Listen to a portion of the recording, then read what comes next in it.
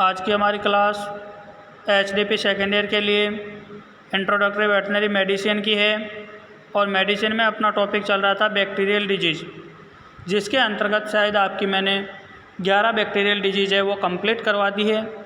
और आज की जो आपकी बैक्टीरियल डिजीज़ है वो है लेप्टोस्पायरोसिस।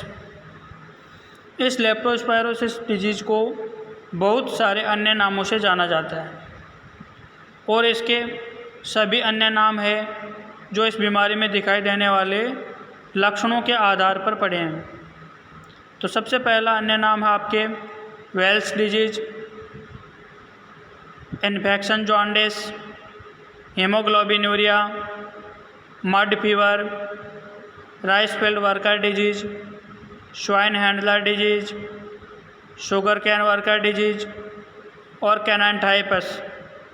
इन सभी नामों से लेप्टोस्पायरोसिस नामक रोग को जाना जाता है और यह लेप्टोस्पायरोसिस एक प्रकार की जूनोटिक डिजीज़ है जो पशु से मनुष्य में और मनुष्य से पशुओं में फैलती है। इसका जीवाणु लेप्टोस्पायरोसिस का जीवाणु किडनी, लीवर, लंग्स, ब्रेन व मादा पशु के प्रजनन अंगों पर मुख्य रूप से असर डालता है, जिससे पशु में बुखार होगा, एनीमिया होगा, हीमोग्लोबिनूरिया व एबॉर्शन जैसी स्थिति पैदा हो सकती है। तो सबसे पहले आपको बीमारी का नाम लेप्टोस्पायरोसिस याद रखना है। उसके पश्चात इसके सभी सिनोनिम या अन्य नाम है वो भी आपको याद होने चाहिए। कई बार एग्जामिनर ऐसा क्वेश्चन पूछ लेता है कि लेप्टोस्पायरोसिस किस प्रकार की बीमारी है। तो लेप्टोस्पायरोसिस बैक्टीरियल डिजीज़ है और बैक्टीरियल में भी एक जूनोटिक प्रकार की डिजीज़ है जिसका जीवाणु किडनी, लीवर, लंग, ब्रेन और मादा पशु के प्रजनन अंगों पर प्रभाव डालता है, जिसके जीवाणु का नाम है लेप्टोस्पायरा प्रोमोना। लेप्टोस्पायरोसिस नामक रोग लेप्टोस्पायरा प्रोमोना नामक जीवाणु से होने वाला एक संक्रामक रोग है।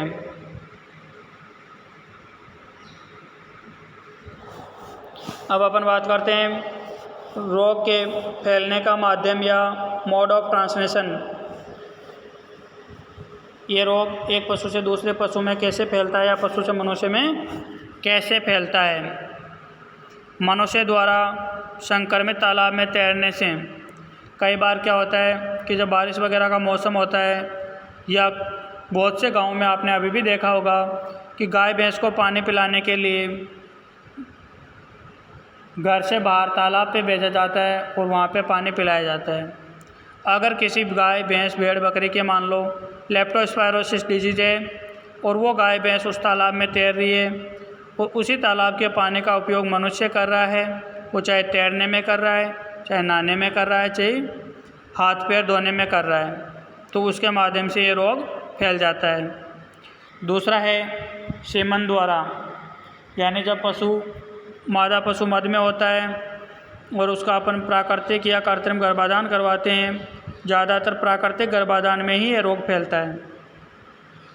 इसके अलावा संक्रमित दूध के द्वारा, और संक्रमित पशु का जब दुग्ध दोहन करता है पशुपालक और बिना हाथ धोए अगर स्वस्थ पशु का दुग्ध भी करता है पशुपालक, तो उसके माध्यम से भी ये रोग फैल जाता है।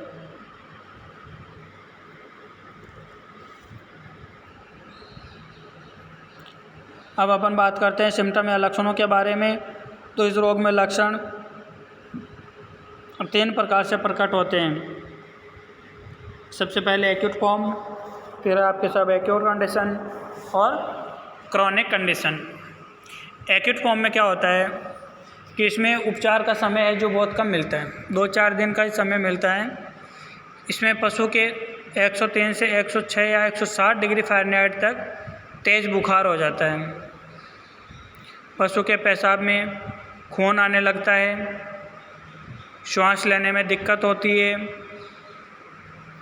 दुधारू पशु में दूध पीले रंग का आने लगता है।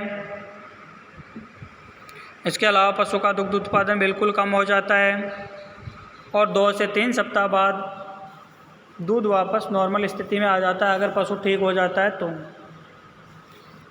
और जब पशु के लेप्टोस्पायरोसिस नामक रोग हो गया और उसके कारण पशु का दुग्ध उत्पादन कम हो गया या आर्डर में सूजन आ गई, चिचड़े वगैरह आने लगे दूध में, और 2-3 सप्ताह बाद में अगर अपन पशु का उपचार कर रहे हैं और उसका दूध वापस नॉर्मल स्थिति में आ जाता है तो उस बीमारी को अपन कोल्ड मैस्टाइटिस भी कहते हैं। और यदि पशु के लेप्टोस्पायरोसिस नामक रोग हो गया और पशु गर्भित है तो 5 से 9 माह का गर्भित पशु में गर्भपात हो जाता है, लेकिन गर्भपात होने के बाद में जो प्लासेंटा या ज़ेर होती है वो नहीं गिरता है। अब अपन बात करते हैं सब एक्यूट फॉर्म की। उसमें एनोरेक्सिया हो जाता है, भूख नहीं लगती है, पशु के पेट दर्द रहता है, पशु पिछले पैरों से लंगड़ा कर चलता है। ये सभी लक्षण हैं जो आपको सब एक्यूट कंडीशन के दौरान दिखाई देते हैं। अब अपन बात करते हैं क्रॉनिक कंडीशन की। तो क्रॉनिक स्थिति में पशु के किडनी में इन्फ्लामेशन हो जाता है जिसे अपन नेफ्राइटिस कहते हैं। हीमोग्लोबिनूरिया हो जाता है, हीमोग्लोबिन टूट के शरीर से बाहर आने लग जाता है पेशाब के माध्यम से, और यकृत को नुकसान होने के कारण जॉन्डिस या पीलिया जैसे लक्षण है वो भी पशु में दिखाई देते हैं। अगर लेप्टोस्पायरोसिस के इंक्यूबेशन पीरियड की बात करें तो इसका इंक्यूबेशन पीरियड 1 दिन से लेकर 10 दिन तक हो सकता है।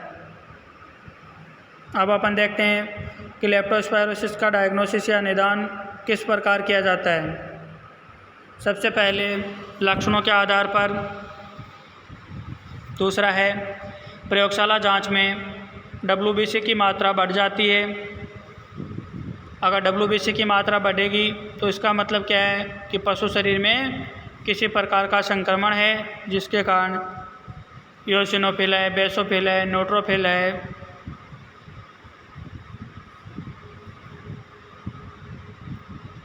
इनकी मात्रा बढ़ जाती है, और लीवर में बिलिरुबिन की मात्रा भी बढ़ जाती है। अगर ट्रीटमेंट या उपचार की बात की जाए तो सबसे पहले पशु को antibiotic injection streptomycin diagram intramuscular देना है, और यह उपचार 4 से 5 दिन तक पशु को नियमित रूप से देना है ताकि पशु आसानी से ठीक हो जाए। इसके अलावा फ्लूइड थेरेपी के रूप में आप RL या DNS के रूप में 500 से 1000 ml इंट्रावेनस फ्लूइड थेरेपी भी दे सकते हो। इसके साथ ही 15 से 20 ml बी कॉम्प्लेक्स का इंजेक्शन भी आपको लगाना है ताकि उसके लीवर से संबंधित किसी प्रकार की समस्या नहीं हो, डाइजेशन अच्छा रहे। अगर पशु अंतिम स्थिति में है तो पशु को कॉर्टिकोस्टेरॉइड जैसे डेक्सामेथासोन भी देना चाहिए, वो आपको 5 ml इंट्रामस्कुलर देना है। डेक्सामेथासोन, बीटामेथासोन जितने भी ये कॉर्टिकोस्टेरॉइड होते हैं ये तभी देना चाहिए पशु को जब अपने को ऐसे लगे कि पशु मरने की स्थिति में है या अंतिम स्थिति में है। तो ये जो कॉर्टिकोस्टेरॉइड इंजेक्शन होते हैं ये पशु को मौत के मुंह से भी बचाने का कार्य करते हैं कई बार। अब अपन बात करते हैं इसके अलावा कंट्रोल की। तो स्वयं में पशु को प्रतिवर्ष लेप्टोस्पायरोसिस का वैक्सीनेशन करवाए। इसका पहला टीका 7 से 9 माह पर 2 ml सबकट लगाया जाता है, जबकि दूसरा टीका 12 से 14 सप्ताह बाद लगाया जाता है और ये इसकी बूस्टर डोज होती है। तो ये आपके जो लेप्टोस्पायरोसिस नामक डिजीज़ थी वो यहाँ पे कंप्लीट हो जाती है, जो एक प्रकार की संक्रामक जीवाणुजनित और जूनोटिक डिजीज़ है जिसमें पशु की मौत का बहुत ही ज़्यादा खतरा रहता है, और ये बीमारी पशु से मनुष्य में और मनुष्य से पशुओं में बहुत कम समय में फैल जाती है, जिसके लक्षण भी 3 अवस्थाओं में दिखाई देते हैं: एक्यूट कंडीशन, सब एक्यूट कंडीशन और क्रॉनिक कंडीशन में लेप्टोस्पायरोसिस के लक्षण दिखाई देते हैं। तो ये बीमारी आपके यहाँ पे समाप्त हो जाती है। नेक्स्ट क्लास में अपन नेक्स्ट डिजीज़ के बारे में पढ़ेंगे।